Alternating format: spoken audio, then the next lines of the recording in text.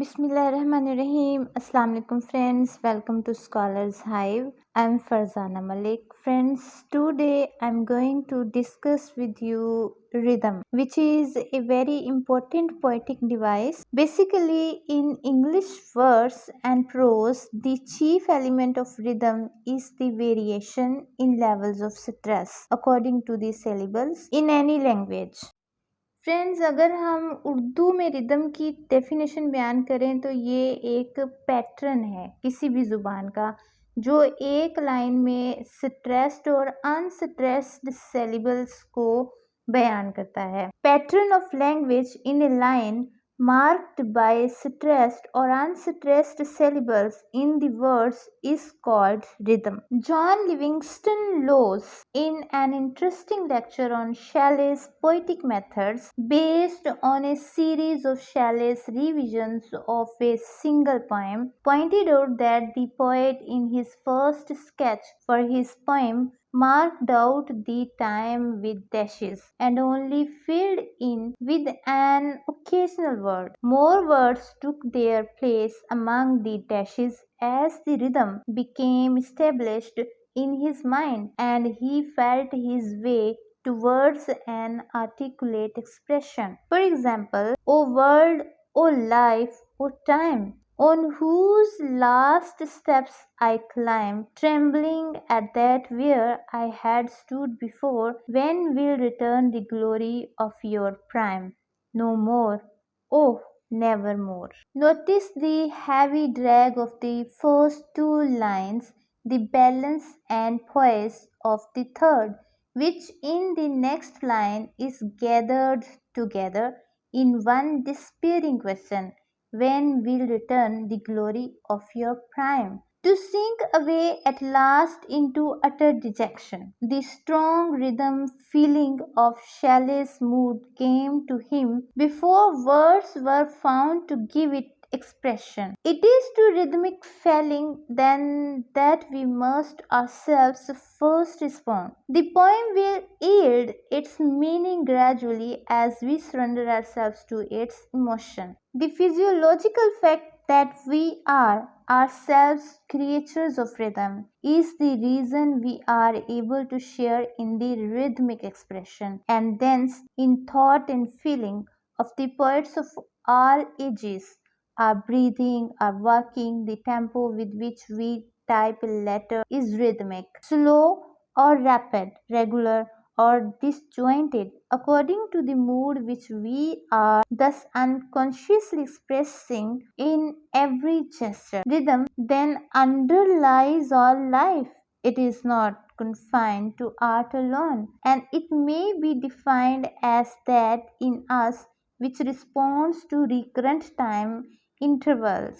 As in music and dancing, so in poetry, time is a chief factor. It was in terms of time that Shelley found expression for his melancholy mood. Friends, physiological fact की अगर बात करें, यानी physiological fact जिस्मानी हकीकत जो हम इंसानों की है वो इस तरह से है कि हम इंसान इस तरह की मखलूक हैं जो खुद एक रिदम से बने हुए हैं. हम लोगों के अंदर भी रिदमिक एक्सप्रेशंस पाए जाते हैं. वो एक्सप्रेशंस, वो रिदम हमारे ख्यालात और एहसासात की शक्ल में हो सकते हैं. इंसान के सांस लेने का अमल, उसका चलना, उसकी स्पीड के वो किस तरह से ख़त को टाइप करता है, ये भी एक रिदम होता है कि वो आहिस्ता टाइप करे या तेज़ी से टाइप करे. एक इंसान रेगुलरिटी के साथ काम करे या डिसजॉइंटेड यानी इलॉजिकल वे के साथ काम करे तो ये भी एक रिदम है जो उस इंसान की खासियत कहलाती है. हम अपने मूड के मुताबिक अपनी हर अदा से जो चीज़ ज़ाहिर करते हैं रिदम ही है जो हम इंसानों में नज़र आता है. Not only is there a definite rhythm to each line to which one responds as completely as one can, there is also a rhythm to the whole, and this is indicated by the stanzas, by refrains, by words repeated, by the thought enlarged and finally brought to a close.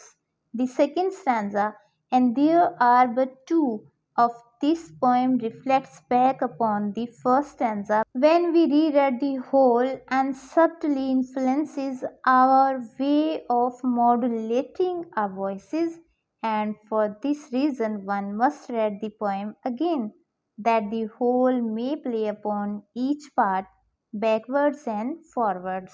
Out of the day and night, a joy has taken flight, fresh spring and summer and winter hoar. Move my faint heart with grief, but with delight no more, oh, never more. The resignation, the exhaustion of the second stanza make the line no more, oh nevermore sound on our ears more sadly than the same line at the end of the first stanza. One reads it the first time with less finality, with something of an upward urge. One reads it the second time with the quiet, even tone of despair. To D.H. Lawrence, the hidden emotional pattern of poetry, the rhythm, shaped by the feeling of the poet, was more important than meter. I think more of a bird with broad wings flying and lapsing through the air than anything. When I think of meter, it all depends on the pause, the natural pause. The natural lingering of the voice according to the feeling, it is the hidden emotional pattern that makes poetry, not the obvious form.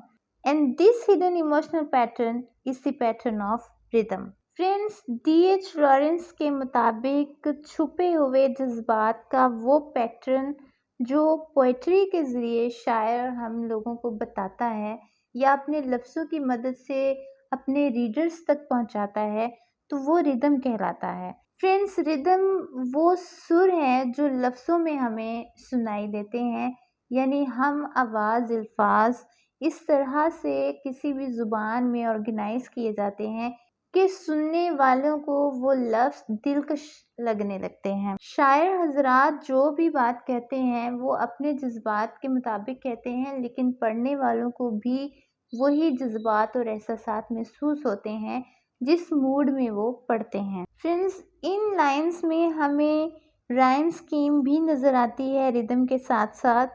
For example time, climb, prime, before, more, night, flight, hoard, delight, and more.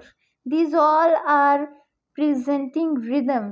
In this poem of John Livingston Lewis, O world, O life, O time, on whose last steps I climb, trembling at that where I had stood before. When will return the glory of your prime? No more, oh, never more. Out of the day and night, a joy has taken flight, fresh spring and summer and winter hoar. Move my faint heart with grief, but with delight no more, oh, never more. Friends, I hope you will enjoy this very short video about rhythm. If you want to say any question or want to discuss any query, you can write a comment in my comment box. Friends, if you like this video, please click on like and subscribe my channel. Thanks for watching Scholars Hive.